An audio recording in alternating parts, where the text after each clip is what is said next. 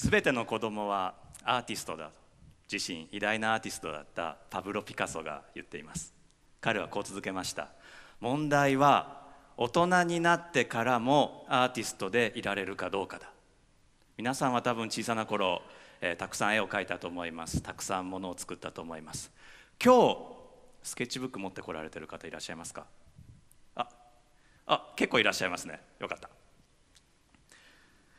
皆さんきっと心の中でものを作りたいという欲求、絵を描きたいという欲求、想像欲求と呼んでいますが、想像欲求を持っていると思います。そんな僕たちも、想像欲求を持っています。まず僕たちの作品をぜひ、ご覧になってください。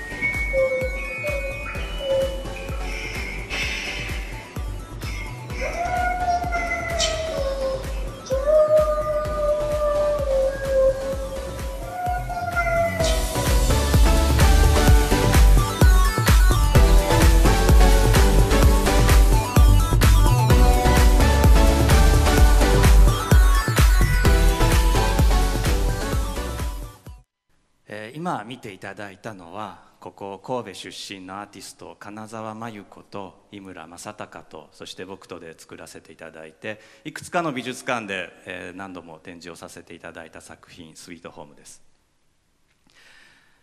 この作品、絵を見ている人がろうそくに火を灯すといつの間にか絵の中に入ってしまいます。絵の中で大きなケーキをアルパカくんが持ってきてくれます。で、お誕生日おめでとうと言ってハグをしてくれます。参加者は、この絵を見ている人は本当にハグされた気持ちになります。このように対話を楽しむ作品、これをインタラクティブアート作品というふうに呼びます。インタラクティブアート作品はコンピューターによって動いています。ちょうど18世紀のアーティストが当時最先端の技術であったチューブ入り絵の具を使いこなしていたように、現代のアーティストはコンピューターを使うこともあります。今日皆さんと共有したいアイディアはコンピューターテクノロジーとアート作品の関係です。実はこの作品を主導的に制作した金沢真由子さん、コンピューターサイエンティストではありません。ではどうしてこのような作品が可能になったんでしょうか。その前にアートとテクノロジーの関係を少しおさらいしておきたいと思います。我々はアート、それからテクノロジーという言葉をよく使います。あるいは美術と技術というふうに呼ぶかもしれません。アートとテクノロジー、対立するものでしょうか。ここで語源を振り返ってみたいと思います。アートの語源はラテン語のアルス、テクノロジーの語源はギリシャ語のテクネであるというふうに考えられています。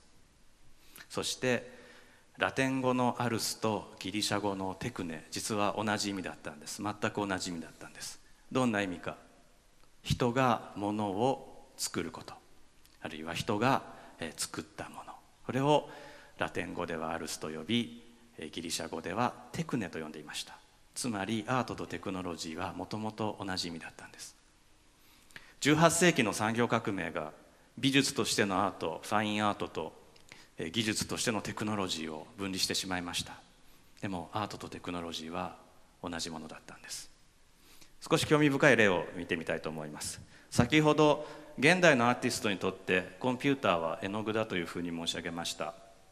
1977年世界で最初のパーソナルコンピューターが生まれました。写真はそのアップル2とその設計者スティーブ・ウォズニアック、通称スティーブ・ウォズです。アップル2は蓋を開けて中身をいじることができました。実際ウォズの後ろで配線をいじっている人がいます。誰だと思います？スティーブ・ジョブズでした。ご本人ですよ。彼の左腕見てください。アップルウォッチをしています。僕とお揃い。スティーブ・ジョブズはコンピューターサイエンティストとして知られているわけではありません。そんな彼でも中身をいじれたコンピューター、それがアップル2の時代のコンピューターというふうに言えるかもしれません。現代のコンピューターはどうでしょう？例えばこのラズベリーパイ2、蓋がないのでもちろん中身をいじることはできます。でも本当にいじれるでしょうか？アップル2に比べたらとても複雑、とても中身をいじれるようなコンピューターではありません。ウォズはきっと中をいじったかもしれませんが、スティーブ・ジョブズなら Mac や iPhone のように金属製のケースに収めてしまうと思います。アーティストにとってどちらがこのマシンでしょうか？ウォズのように自由に扱えるようにしたいのか、ジョブズのようにシンプルなコンピューターが欲しいのか。我々はきっとそのどこかでバランスを取らないといけないんです。大正11年1922年ここ神戸に上陸したアルベルト・アインシュタインはこういうふうに言っています。物事はすべて可能な限りシンプルでなければならない。ただしシンプルすぎてはいけない。僕たちもその原則に従いたいと思います。コンピューター、可能な限りシンプルだけれどもシンプルすぎないコンピューターが必要です。作りました。パイナップル2と名前です。いい名前でしょ？アップルが訴えないから今ドキドキしています。このコンピューターは自然現象をコンピューターの言葉へと、変えていきます。少し、デモンストレーションをしてみます。ここに今パイナップル2があります。机と手の距離を、見ておいてくださいね。画面がごめんなさい、これ音も出るんですよ。音も出しますね。手を近づけていくとこんな風に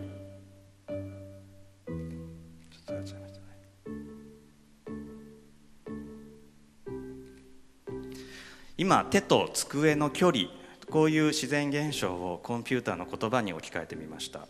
別の例をお見せします。次は、曲げる角度。これ見えますか？曲げる角度です。このリボン曲げていきます。ギュー曲げると音が小さくなりました。音が低くなりました。色も変わりました。伸ばしました。これはこういうふうに手袋にくっつけて指を曲げたりするとこんなふうに手の形をコンピューターに伝えることもできるようになります。それからもう一つちょっと僕のお気に入りをお見せしたいと思います。これは押す場所によって圧力によって、音が変わっていきます。いいですかね。今ここを押さえてますが真ん中あたりを押さえるとこんな感じ。これ音楽できそうですね。こんな感じです。押さえる場所によって音が変わっていきます。見えますか皆さん。2つ押すとねこんな感じですね。はい、じゃあ、でもこのぐらいにしときます。ですか。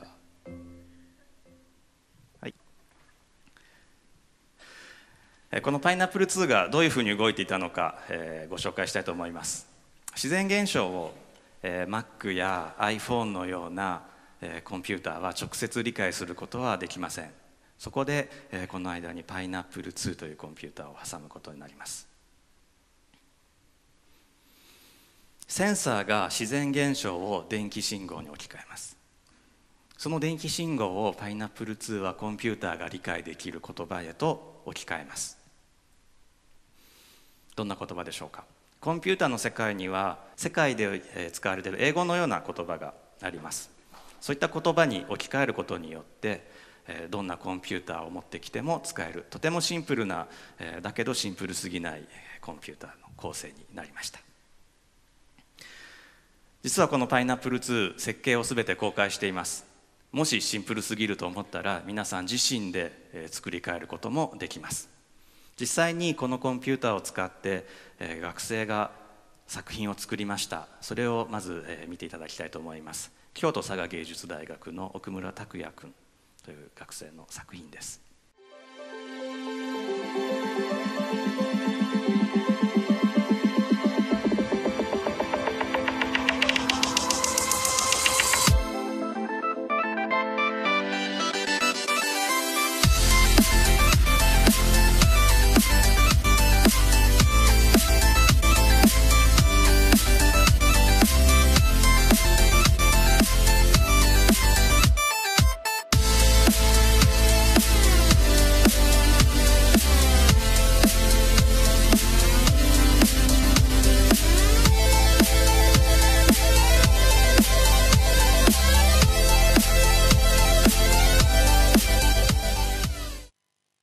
奥村拓也君はこの作品を大体3ヶ月ぐらいで作りました。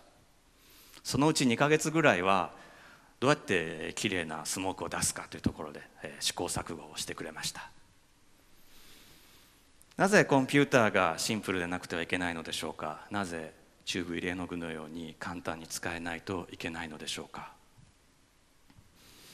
この写真は映画「マトリックス」を撮影した監督ウォシャウスキーズです。